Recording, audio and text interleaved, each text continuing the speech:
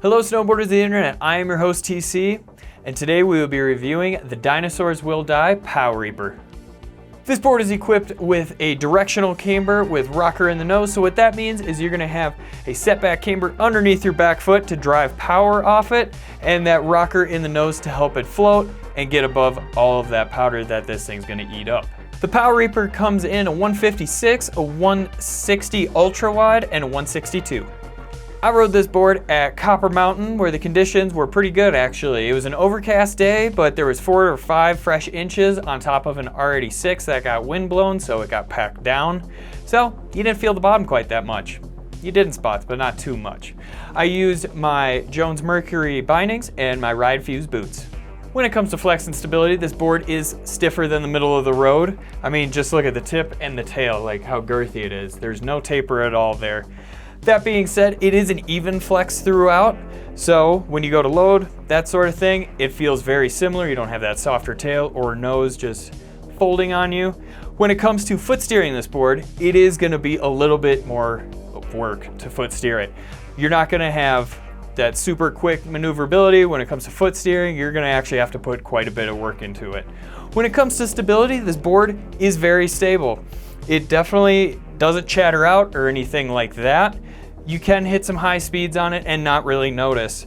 You don't feel all that nasty crud underneath. If you do end up finding the bottom on a pow day, you might feel it, but you know you're gonna be all right. When it comes to ollieing and popping this board, you're definitely gonna put more work into it. Like I said before, it's got that stiffer, even flex throughout, so you're gonna wanna take that time to really load it up. Now, when it does snap you back, I wouldn't really call it a snap actually. It's more of like a boom, where it doesn't return it extremely fast, but when it does, it's more like a loaded spring that'll just launch across.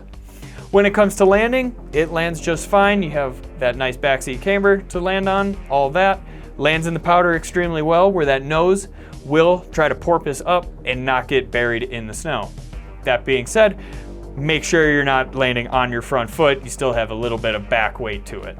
When it comes to butterability, it kind of feels like you're buttering a coffin. It takes quite a bit. Granted, this is a 162, so it's a little bigger for me, but I had to throw all of my weight into the nose and the tail just to get it to hold up.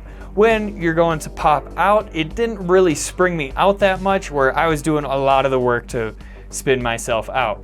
Obviously, this board carves extremely well in powder, but when you do get it on that hard pack groomer, those long drawn out carves on high speeds, it holds up extremely well. When you're getting to those short, quick ones like in the trees, not gonna be that quick edge to edge. Give yourself a little bit more time. On the medium carves, it holds up just fine. That camber locks in, it's all good there. When you do get into the mogul fields, if you make a wrong turn out there, it's not gonna be the greatest. You're gonna, on those big moguls, it's gonna be a real pain to just jump back and forth. It's a lot of board. When you do get into those smaller push piles though, just feel free to point it. It'll just cut right through those and you'll get back to that fresh powder. When you are riding at slow speeds, this thing is a real pain in the ass to maneuver. It's slow edge to edge. You really gotta throw your weight into it to keep it on that edge, otherwise it wants to just flat bottom on you and just keep going straight. The rider in mind for the Pow Reaper is somebody that has a nice quiver already. They're looking to add a great powder board for it, that they're gonna just hit that wide open terrain, maybe find those little flat sections where they're the only one that can actually get through it. But that's pretty much what you're doing with this board. You're not going out and hitting park with it. You're not going out and just like riding on bulletproof ice days or anything like that, going and trying to find all the most technical terrain when it's not the most ideal. The rider is definitely sticking to powder with this thing and just trying to make just pow slashes everywhere. Personally, I had a great time on this board in the powder. It was really fun to do those little surf slashes where you swivel your hips and kick out the back. That thing throws snow like no one's business. When it came to taking it everywhere else, I'm like, yeah, not the greatest. It definitely did take a lot more effort to swing this board around when you're spinning off of lips or anything like that. But I mean, overall, it is a pow board. That's what you're using it for, and that's what it's good at. Comparable boards: the Spring Break Powder Racer, the Ride Mountain Pig, and the Yes Hybrid. Recommended bindings would be the Jones Mercury, the Union Atlas, and the Ride C8. This has been my review of the Dinosaurs Will Die Pow Reaper. Do you agree? Do you disagree? Do you own one? Are you gonna buy one? Leave a comment down below. I wanna know what you guys have to think.